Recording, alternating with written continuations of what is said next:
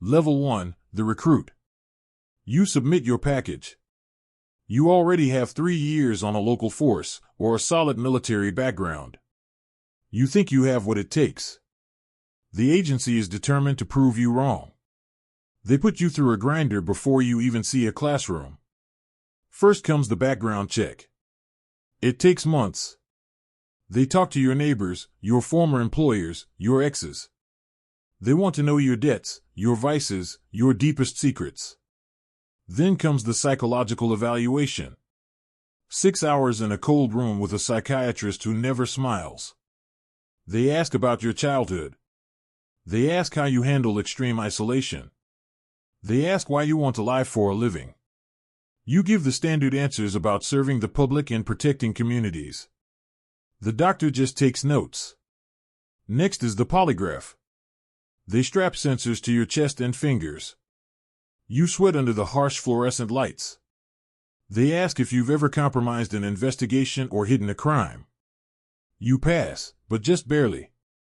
Weeks later, you get the call. You report to a secure training facility.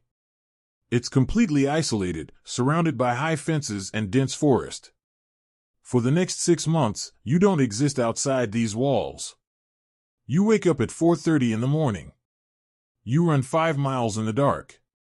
You sit in windowless classrooms learning statutes, advanced surveillance techniques, and the strict rules of evidence.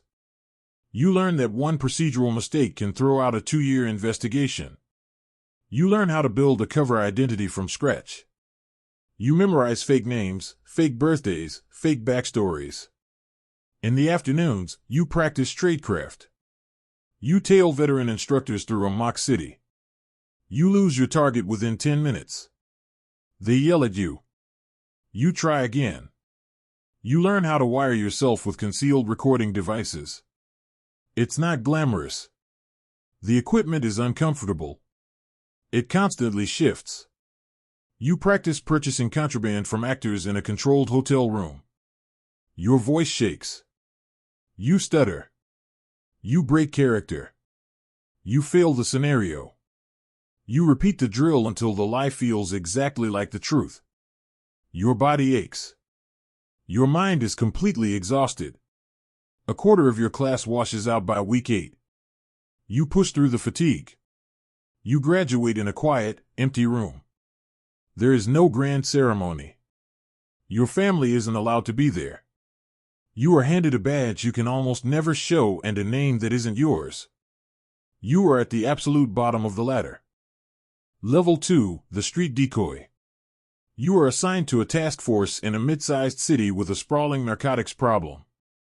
You don't get a desk at the field office. You don't get a pristine government vehicle. You get a seized 2012 sedan from the impound lot and a prepaid burner phone. You rent a cheap apartment on the edge of town under your new alias. It smells like stale smoke and damp carpet. Your control agent is a tired veteran who barely remembers your real name. He just calls you the kid. For the first 12 months, you are nothing but a prop. You are the buyer in low-level buy-bust operations. You work alongside a CI, a confidential informant. Your CI is usually a desperate local trying to work off a heavy prison sentence. You meet targets in dimly lit parking lots and the alleys behind 24-hour gas stations. You wear an audio transmitter taped tightly to your ribcage. The medical tape pulls at your skin. It makes you sweat profusely regardless of the weather. You memorize the serial numbers on the agency-issued funds sitting in your pocket. You approach the target's rolled-down window. Your heart hammers violently against your ribs, but your face is completely deadpan. You hand over the cash. You receive a small, wrapped package in return. The entire exchange takes 10 seconds. You walk away. You give the prearranged visual signal. You scratch the back of your neck. Tactical teams swarm the target 2 blocks down the road. You are already gone. You drive back to a secure off-site location. You log the evidence. You write a 10-page affidavit for a 10-second interaction. You do this 4 times a week. It is a massive grind. You spend hundreds of hours sitting in cold, parked cars, eating fast food, waiting for targets who never show up. You learn the rhythm of the street. You learn how to look desperate but not like law enforcement. You learn to suppress your natural instincts. A dealer pulls a knife during a dispute over $50. Your academy training screams at you to disarm him. Instead, you cower. You back away. You apologize. You play the victim to protect the larger case. Your ego takes a massive beating, but your cover remains perfectly intact. You survive your first year. You prove you can handle the street. You get cleared for deeper operations. Level 3, the Infiltrator. You leave the 10-second street buys behind. You are assigned to a long-term operation. The target is a mid-level syndicate moving stolen commercial goods and laundering the cash. This isn't a quick exchange in a dark alley. This is a 6-month deep dive. Your agency provides a fully backstopped identity. You get a fake credit history, a fabricated work record, and a small apartment in a working-class neighborhood. Your new name feels foreign in your mouth. You memorize every detail of your fictional past. You take a job driving a local delivery box truck. This is your legitimate front. You start spending your afternoons at a local auto body shop controlled by the syndicate. For the first month, you do nothing but buy bad coffee from their vending machine. You make small talk. You complain about your driving route. You complain about your boss. You make yourself visible, but you never push. You wait for them to approach you. It requires agonizing patience. You spend weeks breathing in chemical solvents and stale tobacco, waiting for an opening. Finally, the shop manager asks if your delivery truck has extra cargo space off the books. You nod. You say yes. The hook is set. The psychological toll completely shifts. You aren't just acting anymore, you are living the lie. You spend more time with these targets than your own friends. You eat lunch with them. You learn their birthdays. You laugh at their jokes. You have to genuinely connect with them to make the cover work. It twists your stomach. Every night, you meet your control agent in a different deserted parking structure. You hand over the encrypted audio files from your concealed wire. You sit in his unmarked car for 2 hours. You detail every conversation, every name mentioned, every dollar exchanged. You type the reports until your vision blurs. The paranoia becomes a permanent state of mind. You check your rearview mirror constantly. You pat your chest to ensure the transmitter hasn't shifted under your shirt. If you use the wrong slang, or if you mention a detail your alias shouldn't know, the entire operation burns. You slip up once, casually referencing a landmark from your real hometown. The room goes quiet. You immediately cover it with a fabricated story about an old road trip. They laugh. The tension breaks. You go back to your empty apartment and stare at the ceiling. You realize this job isn't just about gathering evidence. It's about how much of your own identity you are willing to erase. Level 4, the Handler. You survive your deep cover deployment. The operation concludes with 40 simultaneous arrests. You testify behind a screen to protect your identity. Then, you are pulled off the street. You are promoted. You don't wear the hidden transmitter anymore. You are the one listening to the audio feed. You get a desk at the regional field office. You get a secure laptop. You get a mountain of bureaucratic oversight. You are now a primary control agent. You manage 3 junior undercovers and a roster of unstable confidential informants. Your job shifts from active infiltration to risk management. You spend your mornings writing detailed operational proposals. Every single contact your agents make requires a 50-page threat assessment. You submit budgets for flash money. You argue with the legal department about the exact boundaries of an investigation. You sit in windowless conference rooms defending your operation to skeptical supervisors. They care about conviction rates and liability. You care about keeping your people alive. You remember what it feels like to be isolated in a target's living room. Your junior agents look at you the same way you used to look at your handler. They are exhausted. They are paranoid. You have to be the anchor that keeps them tethered to reality. In the afternoons, you coordinate the surveillance. You sit in the back of an unmarked communications van. It smells like hot electronics and stale coffee. You stare at GPS tracking dots on a glowing digital map. You listen to the live wire transmission through heavy headphones. The static is deafening. You hear your agent walk into a warehouse. You hear the target's voice. You hear the negotiations. The anxiety is entirely different now. When you were on the street, you relied on your own instincts to survive. Now, you are completely helpless. You can only listen. If the target becomes hostile, you have 3 seconds to authorize the tactical breach. If the operation succeeds, the regional director takes the credit at a press conference. If the operation fails, you take the blame. You are responsible for the lost funds. You are responsible for the blown cover. You drown in administrative reviews. You work 60-hour weeks.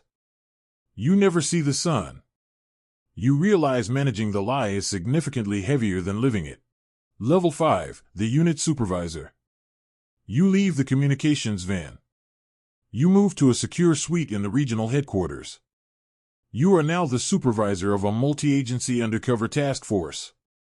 You don't manage individual informants anymore. You manage the handlers. You oversee 20 active operations across 3 different states. You deal with federal bureaus, state police, and local narcotics divisions. They all want the glory. They all want to protect their budgets. You navigate the massive, fragile egos of seasoned investigators. Your mornings are entirely consumed by deconfliction meetings. You cross-reference target lists with other agencies. You ensure your undercover agents aren't accidentally investigating their undercover agents. A blue-on-blue incident is your worst nightmare. It leads to friendly fire and career-ending investigations. You spend hours arguing with federal prosecutors. They want airtight intelligence before they authorize a prolonged wiretap. You want to move fast before your agents are exposed. You sign off on massive expenditures. You authorize a $500,000 flash roll for a syndicate sting. If that money disappears, your career is instantly over. The bureaucracy is suffocating. You generate endless threat matrices and risk assessments. You spend more time looking at spreadsheets than looking at suspect profiles. The anxiety never leaves you. It just changes shape. You get the phone calls at 3 in the morning. An agent missed a routine check-in. A target changed the meeting location at the last second. A concealed wire feed went completely dead. You have 30 seconds to decide whether to authorize a tactical extraction and burn a 2-year investigation, or wait and risk an agent's life. You make the hard call. You live with the heavy consequences. The physical toll catches up to you. Your blood pressure is constantly elevated. You live on bad diner coffee and antacids. Your spouse stops asking about your day.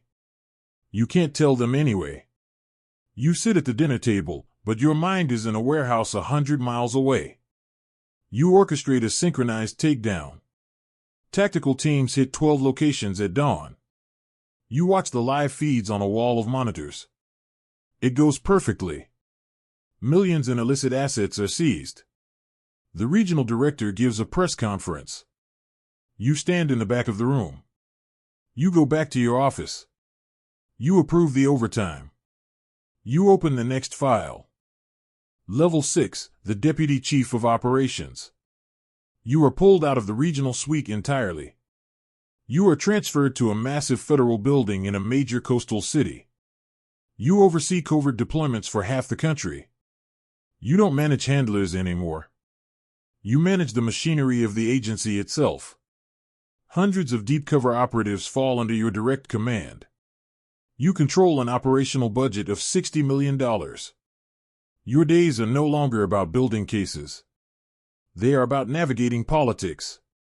You spend your mornings inside a SCIF, a heavily guarded room completely cut off from the outside world. You read classified briefings on transnational syndicates. You sit in mahogany boardrooms with ambitious politicians who do not understand the reality of the street. They ask for impossible metrics. They demand completely risk-free intelligence.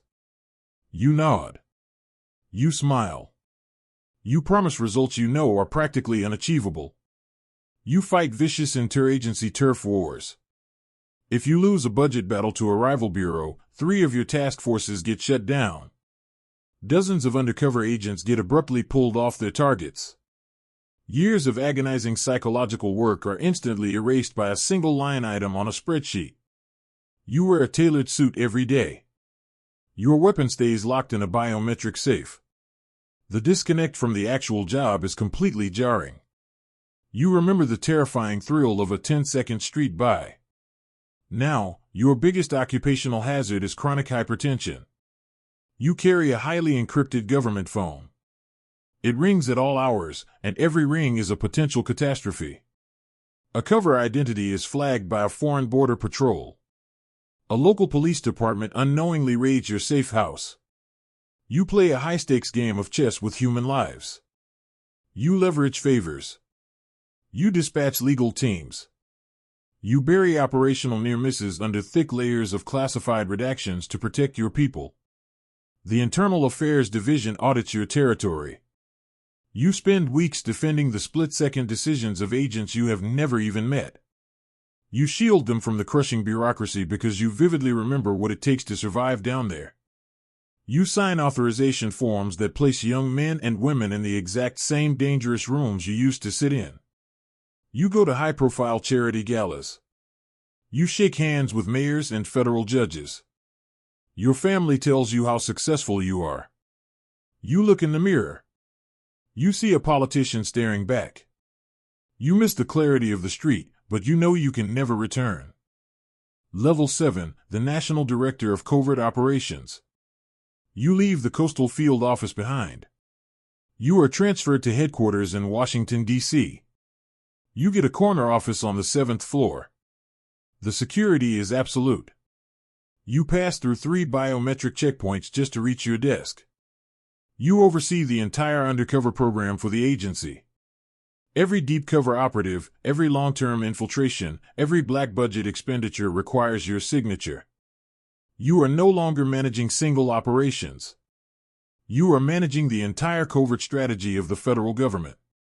Your mornings begin at 5 a.m. with the daily threat matrix. You sit in a soundproof vault with the directors of other intelligence branches. You coordinate international deployments. You place agents inside foreign banking institutions and global shipping conglomerates. You don't know their real names anymore. You only know their alphanumeric designators. You authorize the creation of entirely fake multinational corporations to provide legitimate fronts for your operatives. It costs tens of millions in taxpayer dollars. You sign the requisition forms. You move the money.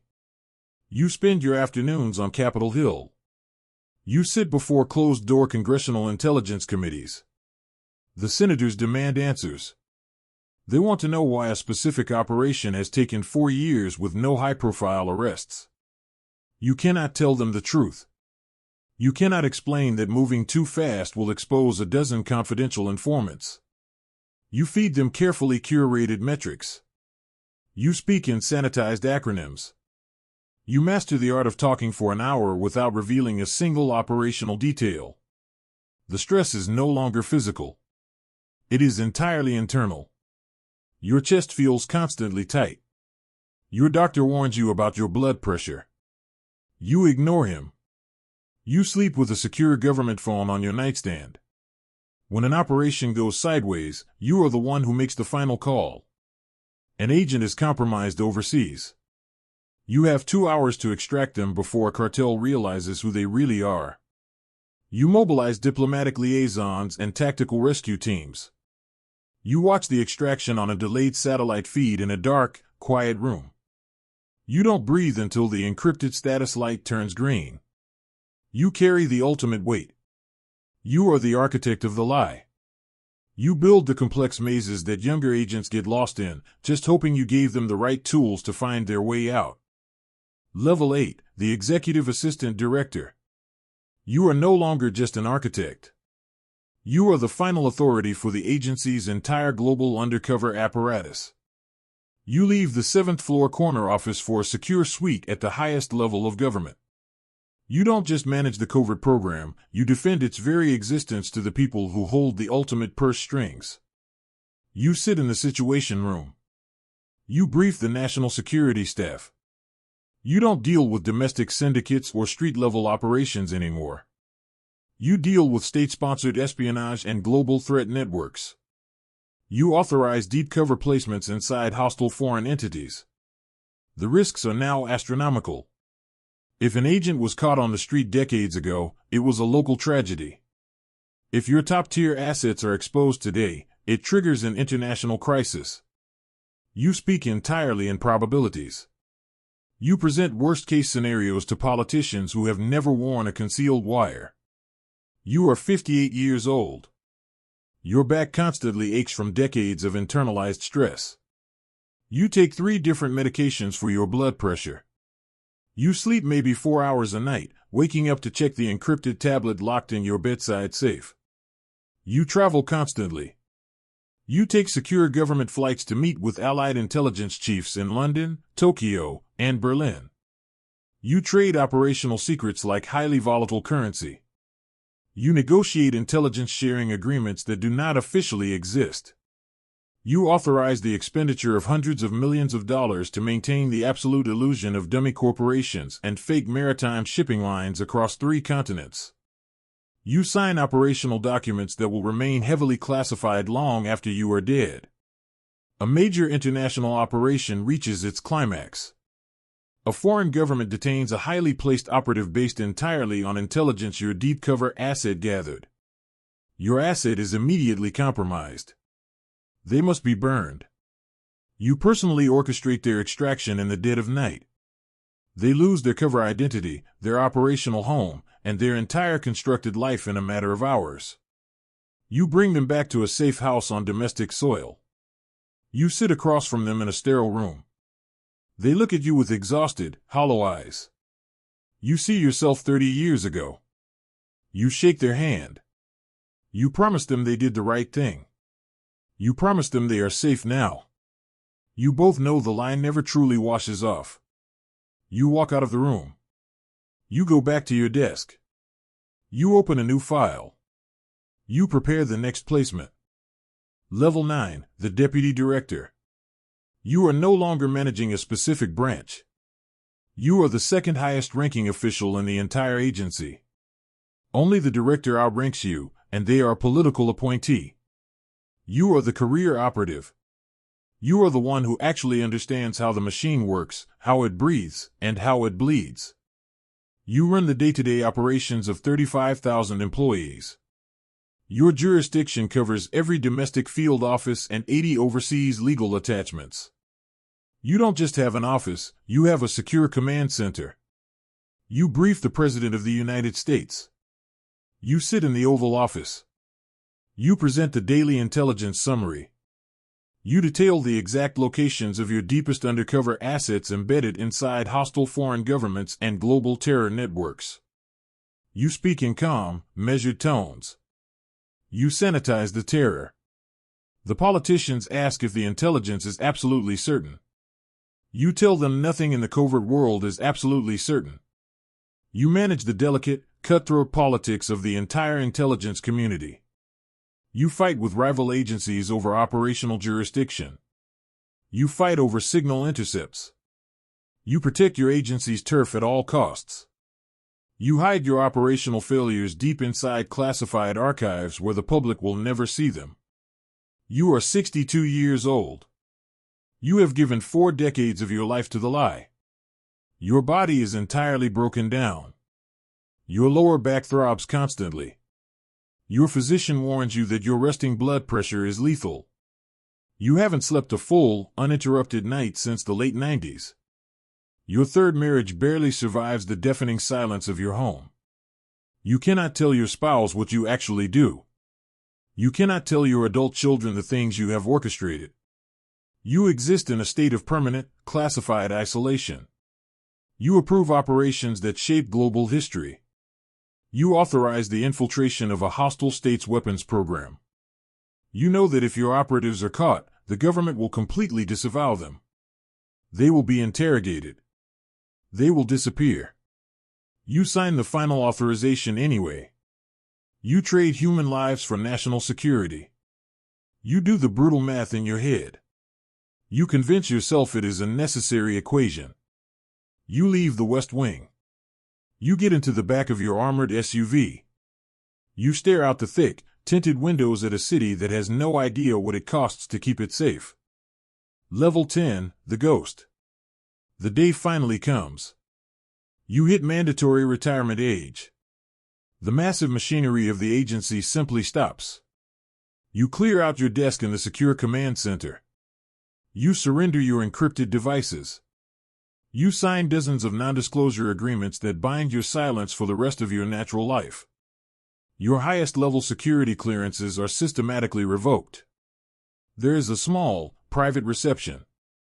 The director shakes your hand. They hand you a heavy wooden shadow box with a pristine badge inside. You walk out of the federal building for the absolute last time. The heavy steel doors click shut behind you. It is entirely anticlimactic. You buy a quiet house at the end of a long, secluded driveway. You try to become a normal civilian. It does not work. You go to the local grocery store. You automatically identify the blind spots in the ceiling cameras. You unconsciously memorize the license plates in the parking lot. You constantly check your rearview mirror on empty country roads, looking for a tail that isn't there. You cannot turn off the operational awareness. It is permanently wired into your nervous system. You watch global conflicts unfold on the evening news. The analysts explain the situations completely wrong. You know the exact operatives embedded in those regions. You know the actual, highly classified truth. You sit in your living room and say absolutely nothing. The silence of retirement is completely deafening. You don't have the adrenaline anymore. You don't have the crushing weight of the nation's security resting on your shoulders. You just have the ghosts. You think about the dark parking lots. You think about the concealed audio transmitters pulling at your skin. You remember the specific smell of the cheap motels where your aliases lived. You think about the confidential informants who trusted you and the ones who simply disappeared. You realize you spent 40 years systematically erasing your own identity to become a perfectly blank slate. You sit on your back porch in the dark. You drink black coffee. You listen to the wind in the trees. You look down at your hands. You survived the street. You survived the bureaucracy. You survived the situation room. But you realize the heaviest toll of a lifetime undercover isn't what the job did to your body. It is the terrifying realization that after 4 decades of perfectly executing the lie, you no longer know exactly who you are.